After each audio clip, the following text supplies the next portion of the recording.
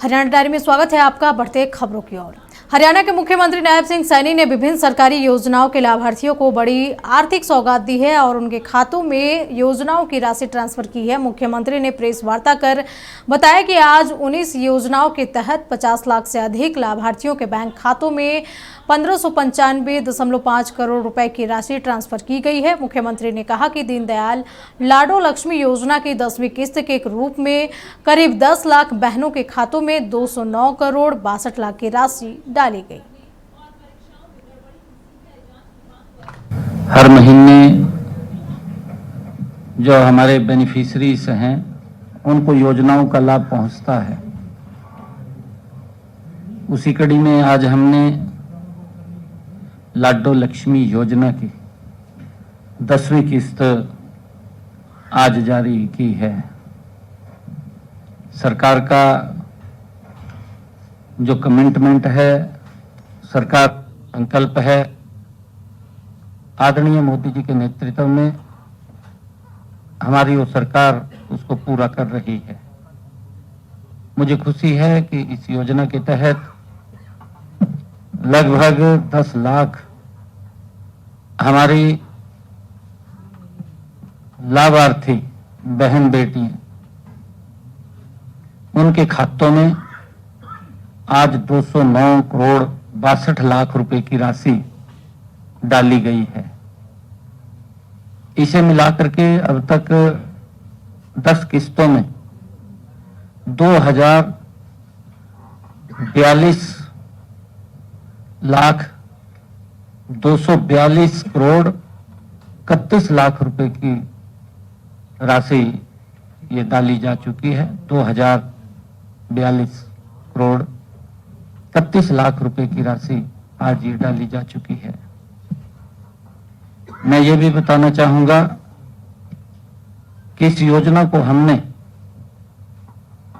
पहले ही बजट के अंदर महिलाओं के लिए पैसा सुरक्षित किया था 5000 करोड़ रुपए का। लगातार निरंतर बहनों के खाते में ये किस्त जा रही है। 25 सितंबर को दीनदयाल लाडो लक्ष्मी योजना की हमने पंडित दीनदयाल जी उपाध्याय उनके 109वें जन्मदिन के अवसर पर इसको हमने शुरू किया था।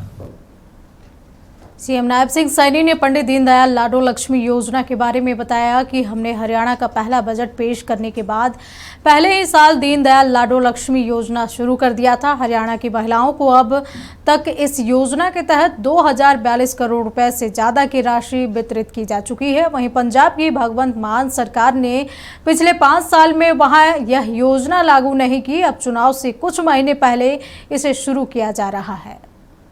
दीनदयाल उपाध्याय जी के आगामी जन्म दिवस पर यह आय सीमा 1 लाख रुपए से बढ़ा करके 1,80,000 रुपए की जाएगी। ये भी हमने कहा था, उसका हमने बजट का भी उसके अंदर प्रावधान किया था।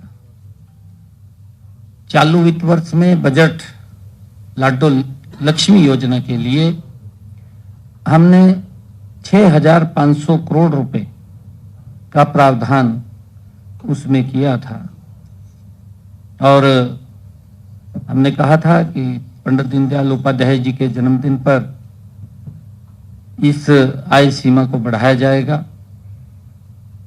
आज मैं ये बात कहता भी हूं उन महिलाओं से, उन परिवारों से कि जो परिवार 1,80,000 रुपए की आय सीमा में आते हैं, वे इस योजना के लिए सितंबर में फार्म भर सकेंगे। और एक बात और स्पष्ट करना चाहता हूं, लाडो लक्ष्मी योजना के लिए जो लाभपात्र हमारी बहनें हैं उनका अन्य किसी प्रकार का बेनिफिट नहीं रोका जाएगा। ये स्पष्ट रूप से मैं कहना चाहता हूं क्योंकि मैंने पिछली बार भी इस बात के बारे में कहा था। बहुत सारे कुछ लोग उसको गुमराह करने का काम करते हैं कि ये बेनिफिट कट जाएगा, वो कट जाएगा। मेरे को कल कुछ पंजाब के लोग मिले थे, उन्होंने मेरे को बताया कि उत्थे जिहड़ी योजना शुरू की गई माया धियां बेनीफिट योजना वो शुरू की गई सी। कहा जिन्होंने वो बुढ़ापा पेंशन 1500 रुपये मिल रही सी वो बंद कर दी, 1000 रुपये देना शुरू कर दिता। मुख्यमंत्री नायब सिंह सैनी ने बताया कि लाडो लक्ष्मी योजना का लाभ लेने वाली बहनों को मिलने वाला अन्य लाभ भी मिलते रहेंगे, इसका लाभ उन्हें मिलता रहेगा। उन्होंने बताया कि 15 सामाजिक सुरक्षा पेंशन योजनाओं के तहत करीब 1125 करोड़ रुपए 35 लाख लाभार्थियों के खातों में भेजे गए। इनमें वृद्धावस्था पेंशन, दिव्यांग भत्ता आदि शामिल है। सीएम ने कहा कि हमने सामाजिक सुरक्षा योजनाओं को प्रोएक्टिव मोड में लागू किया है। अब किसी भी बुजुर्ग को इसके लिए दफ्तर के चक्कर काटने की जरूरत नहीं है। कि ਜਿਹੜੀ ਸਾਡੀ ਸਰਕਾਰ ਨੇ ਇਹਦੇ ਨੋਰਮ ਤੈਅ ਕੀਤੇ ਨੇ उस नॉर्म ते असी महिलाओं को लाभ देने का काम कर रहे हैं। मैं ये भी कहना चाहूँगा कि किसी भी बहन का जो उसको अन्य बेनिफिट मिल रहा है वो नहीं रोका जाएगा। इसी कड़ी में सामाजिक सुरक्षा पेंशन जो आज 15 हमारी सामाजिक सुरक्षा पेंशन योजनाओं के तहत 1124 करोड़ 94 लाख रुपए की राशि हमारे जो 34,978 लाभार्थियों के बेनिफिशरीज के खाते में डाली गई है। इनमें वृद्धा पेंशन, सम्मान भत्ता, दिव्यांग भत्ता और अन्य सामाजिक सुरक्षा पेंशनें शामिल हैं। हमने व्यवस्था को परिवर्तन करते हुए प्रोएक्टिव मोड में इसको लागू किया है।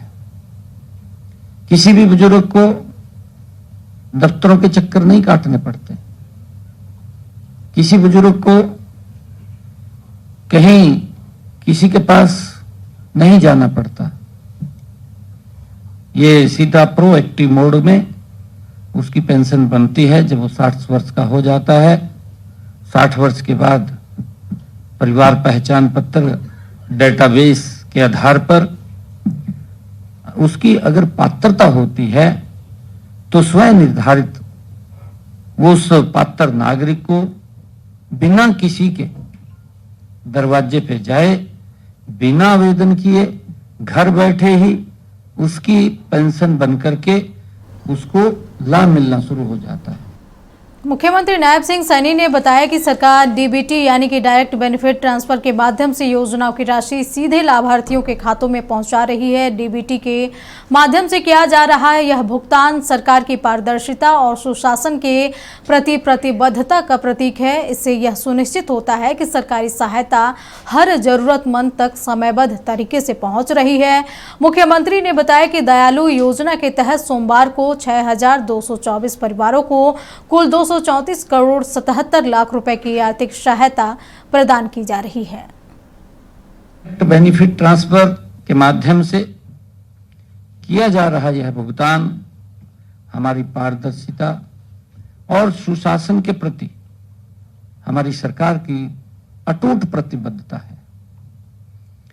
इससे यह सुनिश्चित होता है कि सरकार की जो सहायता है हर जरूरतमंद तक समयबद्ध तरीके से पहुंच रही है। इसी कड़ी में आज हम दयालु योजना के तहत 6,224 परिवारों को 234 करोड़ 77 लाख रुपए की आर्थिक सहायता आज भेजी है। आज जारी की गई आर्थिक सहायता को मिलाकर के 83,536 परिवारों को 3,152 करोड़ 48 लाख रुपए की आर्थिक सहायता जारी की जा चुकी है। हमने गत 11 सितंबर को प्रदेश में कोई कुत्ते के काटने, आवारा पशु जैसे गाय, बैल, सांड, गधे, नीलगाय के हमले से अगर कोई किसी की मृत्यु हो जाती है या दिव्यांगता चोट लग जाती है तो उसको भी आर्थिक सहायता प्रदान करने का हमने दयालु 2 योजना के माध्यम से उसको लागू किया है।